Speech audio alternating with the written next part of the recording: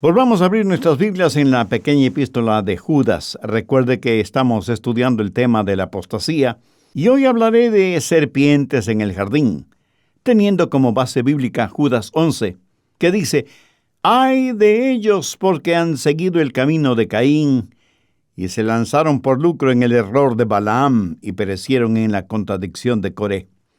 Hace algún tiempo leí un artículo sobre serpientes venenosas, y son de varios tamaños y de diferentes y hermosos colores. Ahora, ¿cómo saber que una serpiente es venenosa? Hay serpientes venenosas en todas partes del mundo, pero en Norteamérica hay 3 variedades que no son difíciles de reconocer: las víboras cobrizas, las coralinas y las de cascabel. Cualquier serpiente que tenga piel brillante y un patrón de diseño de anillos rojos, dorados o amarillos y negros es venenosa, especialmente si los anillos rojos están bordeados con el color amarillo. La víbora cobriza se distingue por su color cobre y por el diseño de sus anillos, que se asemejan a un reloj de arena. Es importante conocer esto porque uno nunca sabe cuándo se va a encontrar con una serpiente venenosa en un hermoso y bien cuidado jardín. Algunos me dirán: pastor, por favor, no me hable de serpientes. Hábleme de flores, de árboles frutales, de pajaritos multicolores, pero no pierda su tiempo hablándome de serpientes o de acuerdo al tema que está tratando, de apóstatas. Por favor, escúcheme. Quiero advertirle que en su jardín espiritual hay serpientes venenosas y es mejor que usted aprenda a reconocerlas, porque de lo contrario será mordido e inyectado con veneno mortal. Hoy voy a hablar de las marcas de un apóstata, como Judas las presenta aquí. Pero antes, anote al margen Romanos 16:17. «Mas os ruego, hermanos, que os fijéis en los que causan divisiones y tropiezos en contra de la doctrina que vosotros habéis aprendido, y que os apartéis de ellos». Cuando usted reconoce en otros las marcas de apostasía, apártese de ellos. Evítelos como evitaría una serpiente venenosa. Vea sus marcas y apártese de ellos. Cualquier doctrina falsa es muy peligrosa.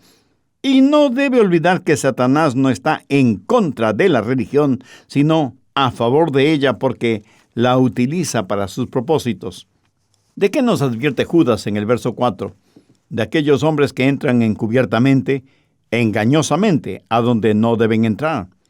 Se deslizan silenciosamente como una serpiente en el jardín y se esconden entre la hierba sin que nadie sepa que están allí. Por eso es necesario que usted sepa identificarlos, reconocerlos. Pueden estar junto a usted y usted nunca pensaría que son apóstatas. ¿Cómo estar seguro? Recuerde que un apóstata es muy listo y el diablo que está detrás de ellos siempre ha perseguido a la iglesia y quiere destruirla mediante la persecución. Pero cuando ha tratado de apagar el fuego, lo único que ha conseguido es diseminar las brasas, que serán el inicio de otros fuegos. En los campos misioneros del mundo se dice con mucha propiedad que la sangre de los mártires del Evangelio riega esa semilla y ocasiona que la iglesia crezca. En vista de lo cual el diablo se ha dicho: bueno, si no puedo vencer desde afuera, me infiltraré para trabajar desde adentro. Si no puedo ganarles, me uniré a ellos y causaré divisiones y contiendas desde adentro. Y el diablo se ha infiltrado por medio de la apostasía. Un apóstata no es simplemente un incrédulo, ni son necesariamente personas que pertenecen a un culto falso. Son personas perdidas que necesitan ser salvas, pero no son apóstatas.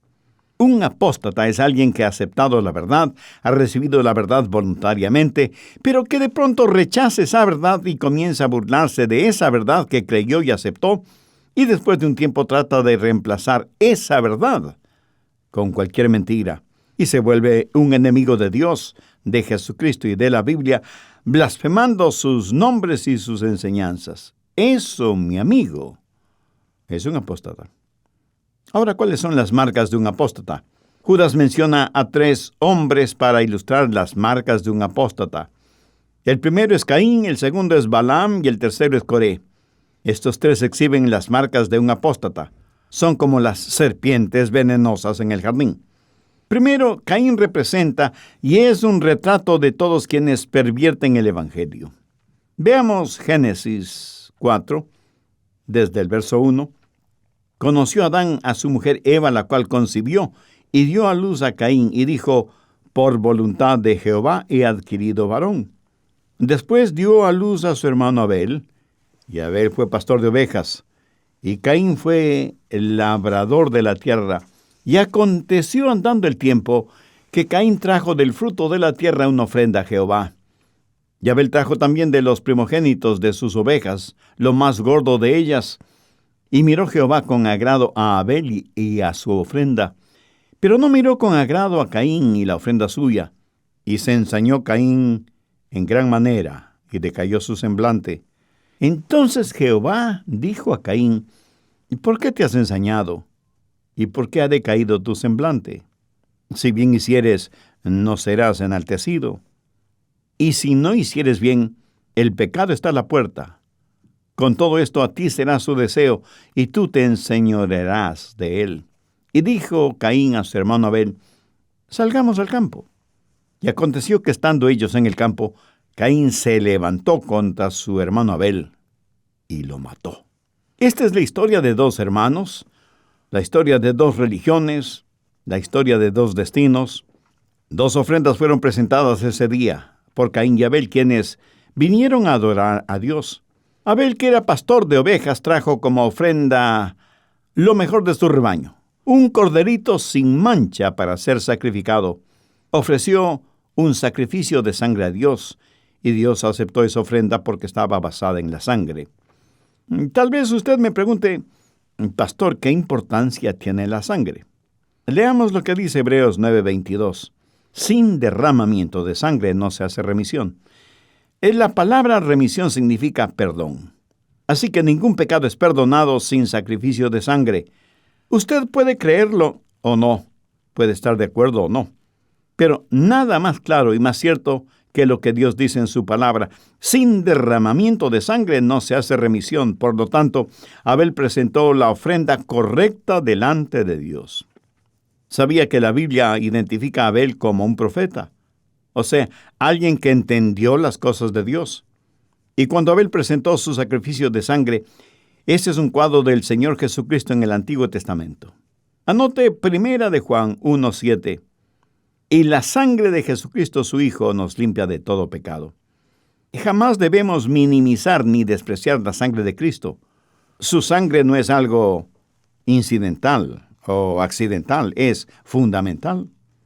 Abel presentó una ofrenda de sangre y miró Jehová con agrado a Abel y su ofrenda.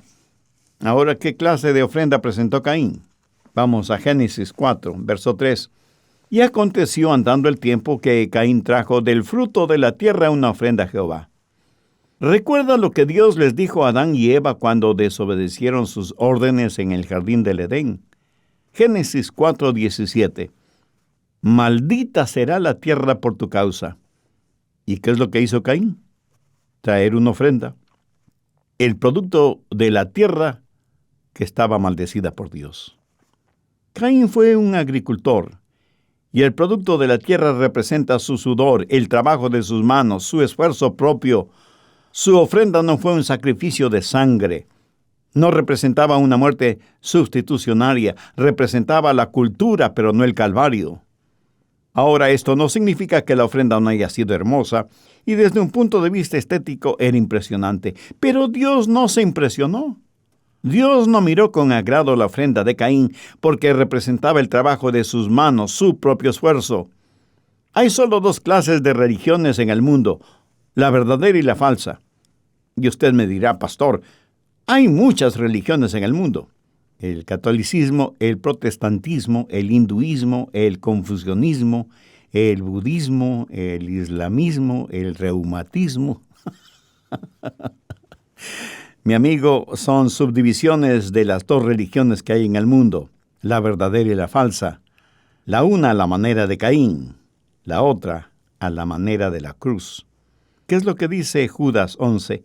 ¡Ay de ellos porque han seguido el camino de Caín! ¿Cuál es ese camino? La religión sin sacrificio, sin derramamiento de sangre, sin expiación. Yo doy gracias a Dios por los pastores y las iglesias que basan sus mensajes en el contenido de la Biblia y en la sangre del Cordero.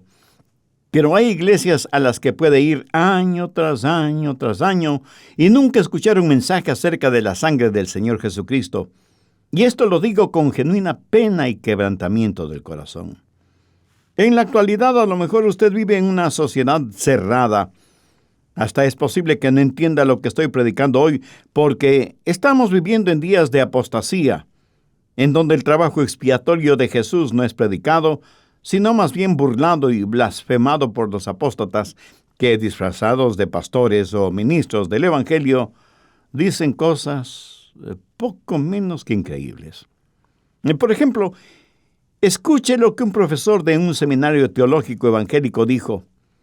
Yo creo que no es sabio ni prudente el buscar la necesidad de la cruz. Es posible afirmar y clarificar la importancia de la cruz sin hablar de la cruz como de una necesidad. El hombre moderno de todas maneras no cree en el castigo vicario. De paso, permítame refrescar su conocimiento. Vicario significa tomar el lugar de otro, o sea, sustituir a otra persona. Pero ese profesor de teología en ese seminario dijo algo más. Dijo, yo no puedo creer que el castigo vicario sobre Cristo tenga ningún significado, o sea, moral. Eso no tiene ningún sentido. No se puede dar ninguna ilustración que muestre que el castigo vicario sea moralmente creíble para el hombre actual. La historia de los seres humanos recibiendo el castigo que otros merecían son moralmente dignas de elogio, pero nunca serán aceptables por parte de quien castiga. Es un escándalo judicial el que algún juez busque sustitutos independientemente de cuán noble sea ese sustituto. Ese acto del juez será despreciable. ¿Qué es lo que está diciendo este pseudo profesor de teología? Que la doctrina de la muerte sustitucionaria de Cristo en la cruz por nosotros es escandalosa y despreciable. No estamos hablando de una persona iletrada o de algún culto falso. Estamos hablando de un profesor de teología en un seminario evangélico de renombre. Ese, mi amigo, es el camino de Caín. Por favor, busque 1 Corintios 15:3. Pablo creyó en la muerte sustitucionaria de Cristo, porque primeramente os he enseñado lo que asimismo recibí, que Cristo murió por nuestros pecados conforme a las Escrituras. ¿Lo comprende? Jesús en la cruz murió por sus pecados, por mis pecados. Él cargó nuestros pecados. Él fue nuestro sustituto. Y refiriéndose a Jesucristo, en Isaías 53, versos 5 y 6 leemos, «Mas Él fue herido por nuestras rebeliones, molido por nuestros pecados. El castigo de nuestra paz fue sobre Él, y por su llaga fuimos nosotros curados. Todos nosotros nos hemos descarriado como ovejas, cada cual se apartó por su camino, mas Jehová cargó en él el pecado de todos nosotros». Hay el camino de Caín, es el camino de la apostasía, y que ya está presente y entre nosotros. Uno es el camino de Caín, el otro es el camino de la cruz. El primero termina en el infierno, el segundo termina en el cielo. Caín trajo el trabajo de sus manos, cultura en vez de calvario, obras en vez de gracia, esfuerzo propio en vez de sangre redentora. Caín representa a todos aquellos que pervierten el Evangelio de Cristo, serpientes venenosas en el jardín.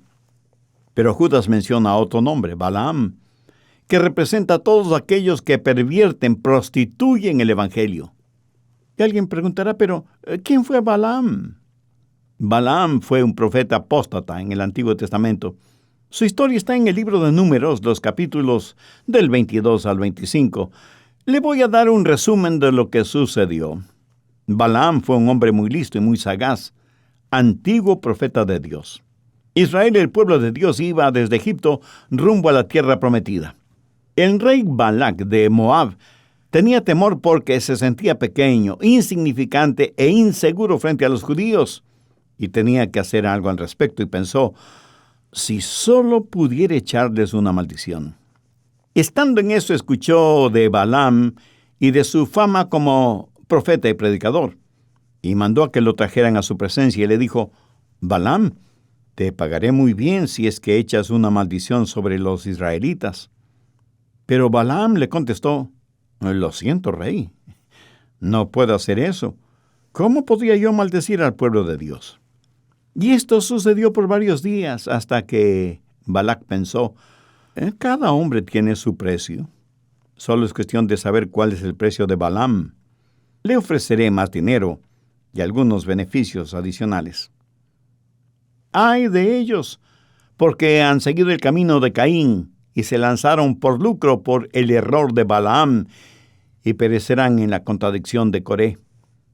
Ahora debo reconocer que este versículo puede parecer enigmático y hasta misterioso si es que no tenemos ningún conocimiento del Antiguo Testamento, porque estos tres hombres nombrados por Judas fueron personas que existieron. Sus historias reales están en las páginas de la Biblia.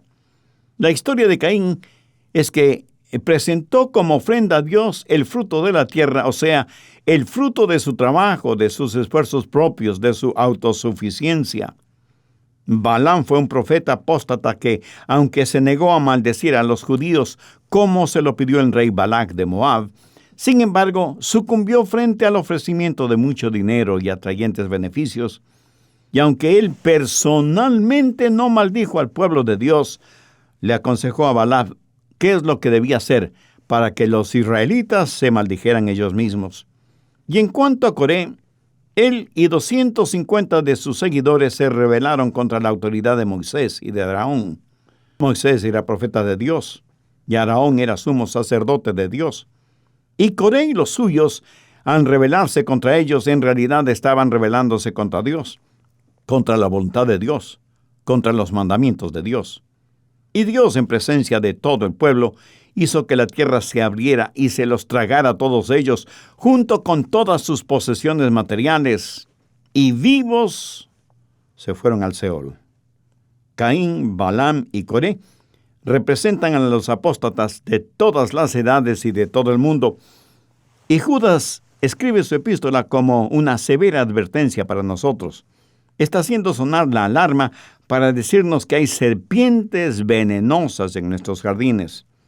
Y por favor tenga su Biblia a la mano y un cuaderno de notas para que saque el máximo provecho de lo que vamos a estudiar hoy. Quiero que note algo muy importante. Balaam no era ningún tonto. Sabía que no podía maldecir al pueblo de Dios, pero ambicionaba el dinero y los beneficios que Balac le estaba ofreciendo. Tuvo una reunión privada con el rey Balac y le dijo, Rey, aunque yo no puedo maldecir a los israelitas, te diré lo que puedes hacer para que ellos mismos se maldigan. Envía a algunas mujeres moabitas, jóvenes y hermosas, para que vayan y seduzcan a los hombres de Israel y forniquen con ellos. Y cuando los israelitas hayan fornicado con las moabitas, yo no tendré que maldecirlos porque se habrán maldecido ellos mismos.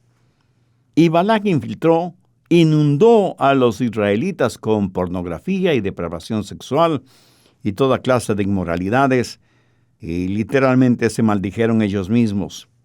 Y el juicio de Dios vino sobre ellos, y 24,000 de ellos murieron. Y la labor y el propósito de Dios fue retrasado debido a Balaam, un profeta apóstata. ¿Qué representa lo que Balaam hizo? Representa a todos los mercenarios espirituales del mundo, los que utilizan la verdad y el mensaje de Dios para ganancia personal, financiera, y corrompen y prostituyen el oficio de profeta y predicador. En la actualidad, tal vez más que nunca, estos mercenarios espirituales están haciendo negocio con el diablo, con la ingenua y a veces no tan ingenua colaboración de los hijos de Dios. Apóstatas que no solo buscan ganancias personales, sino que les importa muy poco la miseria espiritual de los demás. Veamos 2 de Pedro 2, que es un capítulo paralelo con la epístola de Judas.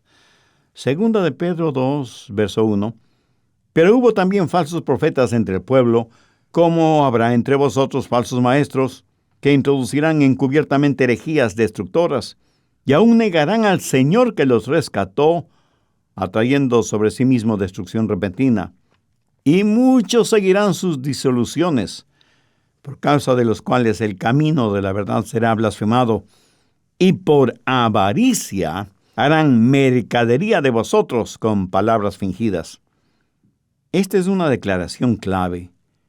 Dice que los apóstatas son avaros, y porque tienen avaricia en su corazón usan palabras fingidas, no sinceras, porque son hábiles con las palabras. Son resbaladizos como serpientes en un barril de aceite. Los apóstatas además son hábiles actores y pueden derramar a voluntad lágrimas de cocodrilo. ¿Sabe usted que los cocodrilos en verdad derraman lágrimas cuando están engullendo la presa? Le puedo asegurar que esas no son lágrimas de pena, sino de satisfacción. Pero no solo están los que pervierten el Evangelio o los que prostituyen el Evangelio, sino también los que hacen mercadería del Evangelio, o sea que han encontrado una mina de oro vendiendo las verdades de Dios no para beneficio de los demás, sino para beneficio exclusivamente personal. Apóstatas, serpientes venenosas en el jardín. No estoy hablando particularmente acerca de nadie, pero si de alguna manera usted se siente aludido, recuerde que estoy disparando una escopeta de perdigones. Cuando era un joven pastor y trabajaba en una pequeña iglesia en la Florida, después de uno de los servicios de adoración y predicación de la palabra, una hermana muy generosa con sus diezmos y ofrendas se acercó a mí y me dijo: «Pastor, ¿me estuvo predicando a mí en su mensaje?». Yo le contesté: «Mi hermana, yo estuve disparando en un pozo. Si usted estaba en ese pozo, ya no es mi culpa». ¿Cómo reconocer a las serpientes venenosas en su jardín?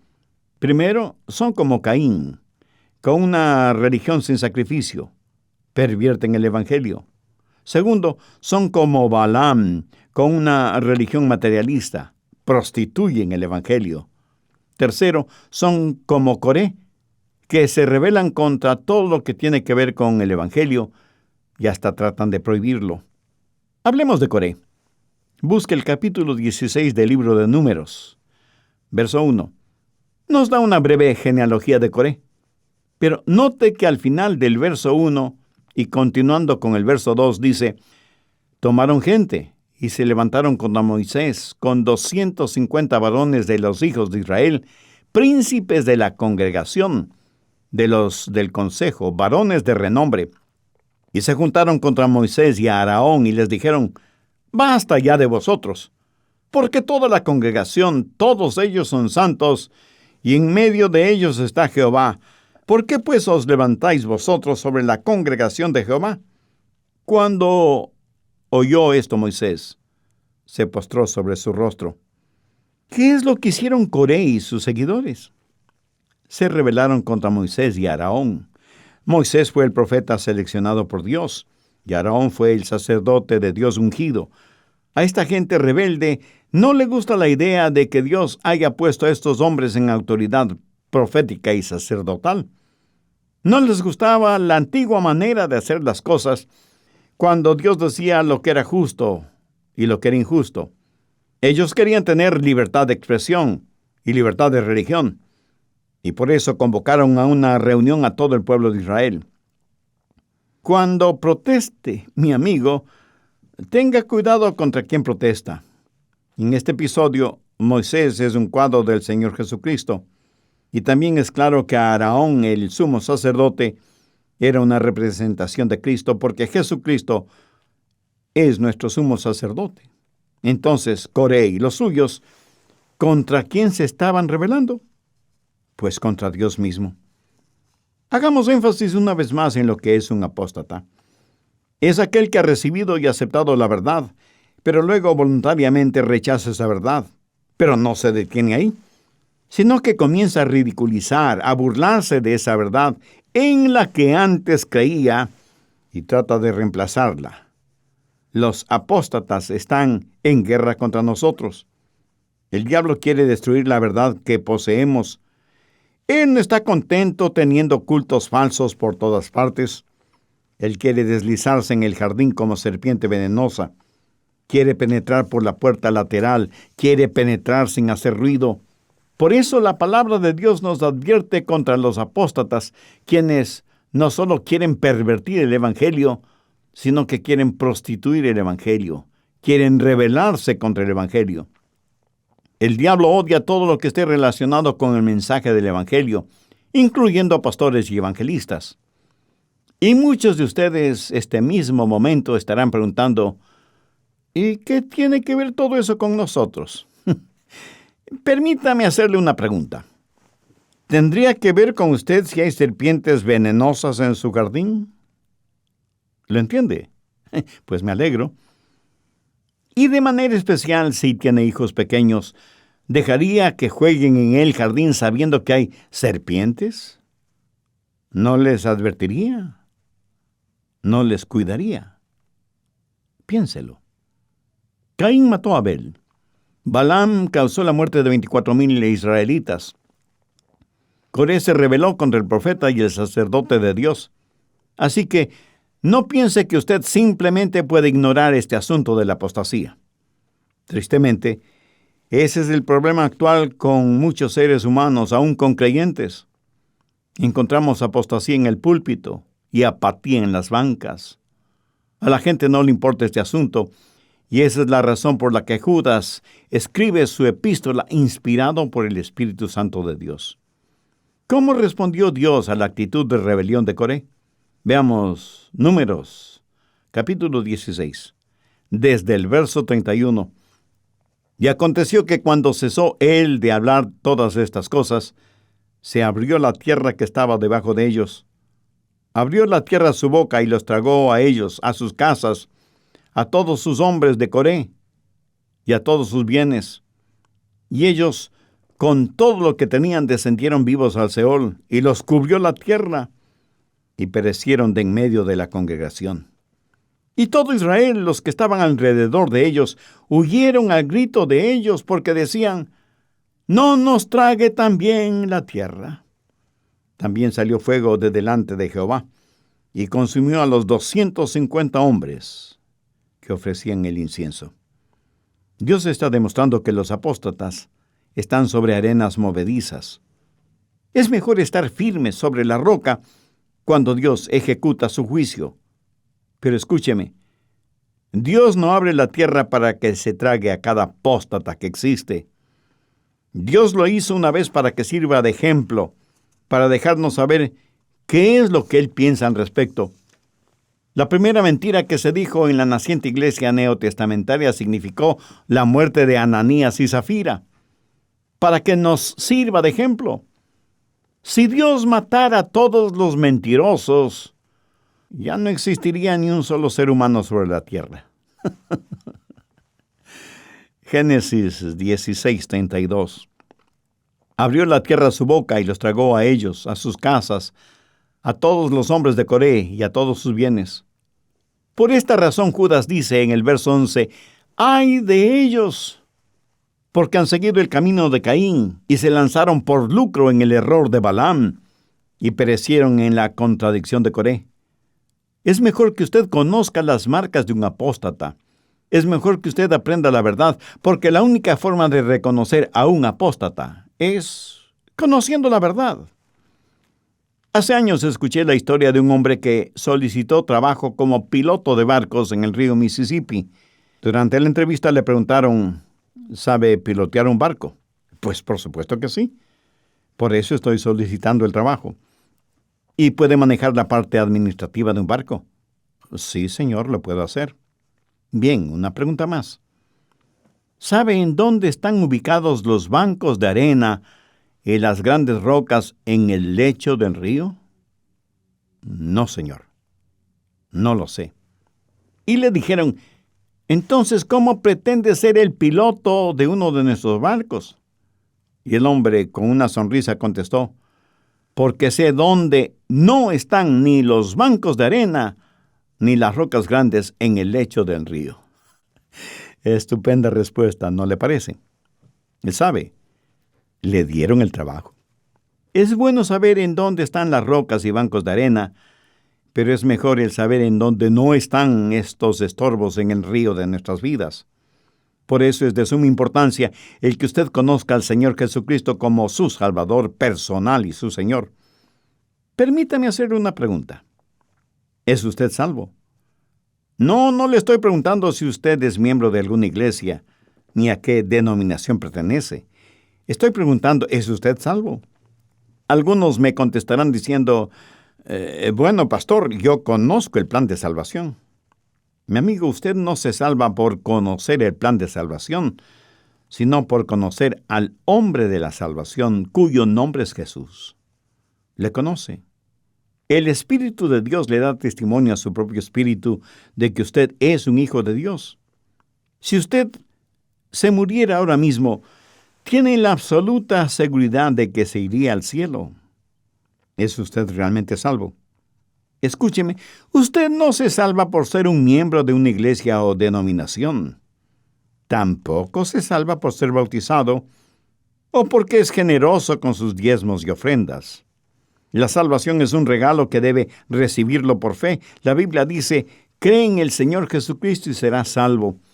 Si usted tiene fe, cree en el Señor Jesucristo y está listo a hacer una decisión espiritual este momento, le invito a orar conmigo la siguiente sencilla oración. Eterno Dios, soy un pecador, estoy perdido y sé que no puedo salvarme por mí mismo. Señor Jesús, reconozco que tú moriste para salvarme. Prometiste que me salvarías si confiaba y tenía fe en ti. Sí, confío en ti. Y por eso te pido que vengas a morar en mi corazón como mi Salvador y mi Señor y tomes el control total de mi vida. Perdona mis pecados y sálvame. Límpiame. Sáname espiritualmente. Hazme la clase de persona que tú quieres que sea. Y ayúdame para que pueda vivir una vida que sea un genuino testimonio de tu gracia, tu misericordia y tu amor. Lo pido en tu nombre. Amén. Si usted hizo esa decisión espiritual y la hizo sinceramente, con fe y convicción, dice la Biblia que hay gran regocijo en el cielo por cada pecador que se arrepiente. Nosotros anhelamos ser parte de su alegría espiritual, y por eso le invito para que nos escriba y nos cuente acerca de su decisión por Cristo. Su carta será de ánimo y bendición para nosotros, y este es nuestro Ministerio de Estudios Bíblicos Radiales, y también nos dará la oportunidad y el privilegio de orar por usted y su nueva vida como creyente en el Señor Jesucristo.